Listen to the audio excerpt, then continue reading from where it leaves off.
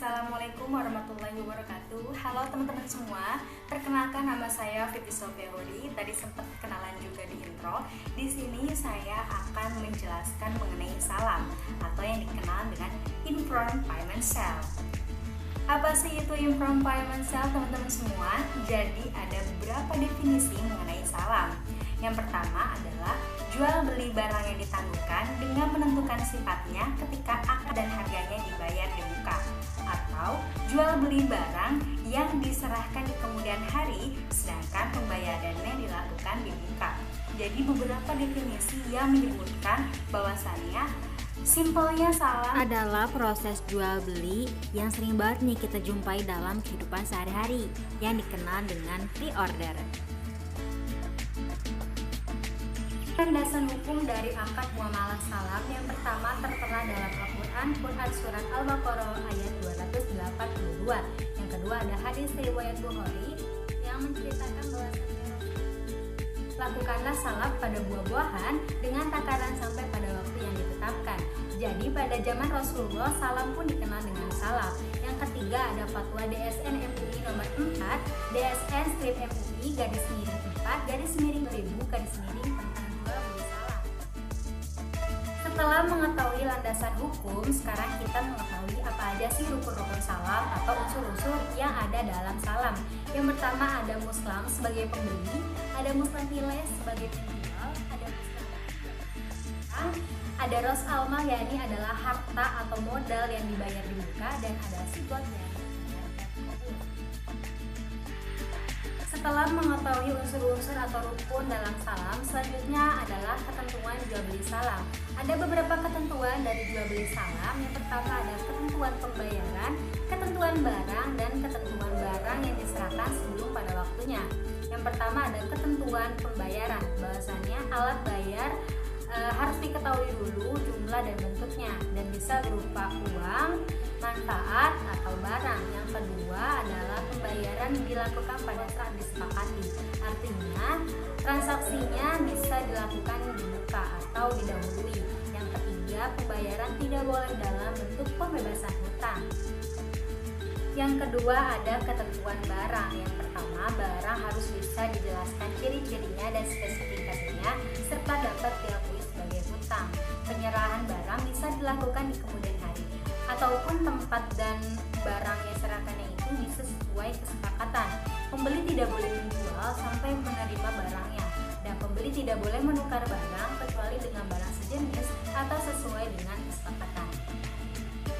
Ketentuan ketiga adalah penyerahan barang sebelum atau pada waktunya.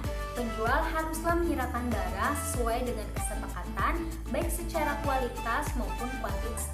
Dan ketika penjual itu menyerahkan barang dengan kualitas yang lebih tinggi, maka penjual tidak boleh meminta bayaran lebih atau menuntut tambahan harga.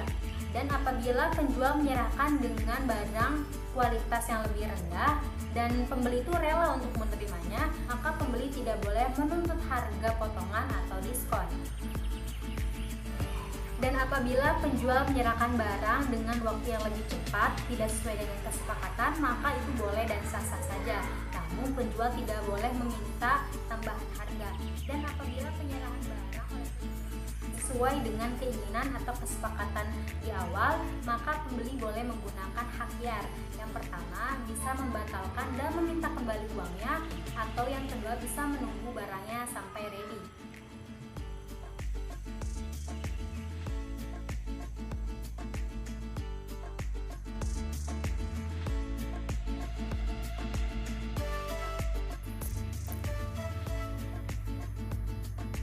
Ini adalah tampilan dari bagan salam yang terdiri dari muslam pembeli, muslam ileh penjual, ros almal harta, muslam fih barang, dan sigot yakni ijab qabul kesepakatan.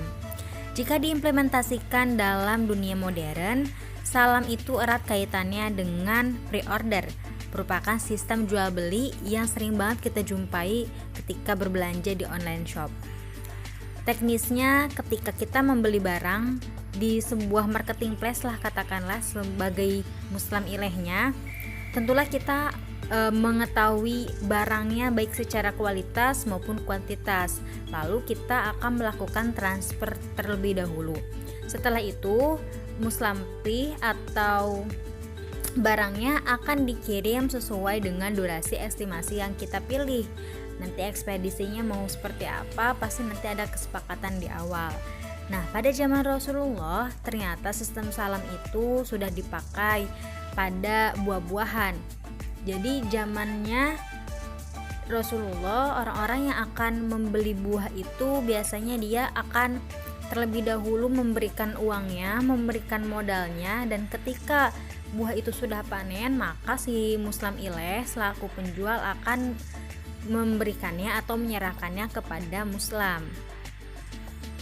Selanjutnya ada salam paralel yang sudah diatur dalam Fatwa DSN MUI nomor 5. Salam paralel ini melaksanakan dua transaksi salam, yakni antara LKS dengan nasabah dan antara LKS dengan supplier.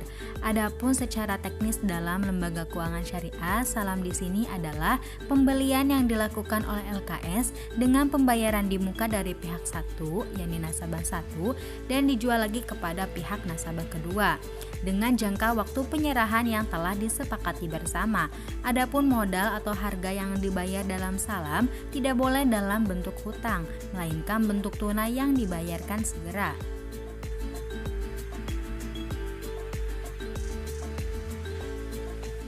Selanjutnya ada mekanisme salam paralel. Nah, di sini sudah terlihat ada muslim atau muslam sebagai nasabah kedua, ada bank LKS selaku muslam ileh, dan nasabah pertama sebagai supplier atau penyedia.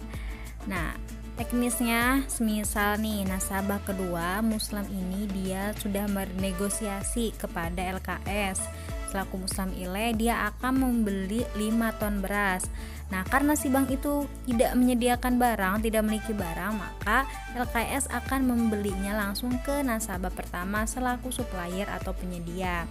Lalu telah negosiasi dan telah disepakati harga dan barangnya, maka LKS pun membayar terlebih dahulu, membayar di muka harga 5 ton beras tadi. Setelah itu, nasabah pertama, yakni supplier penyedia, akan mengirim barangnya ke muslam nasabah kedua sesuai dengan waktu penyerahan.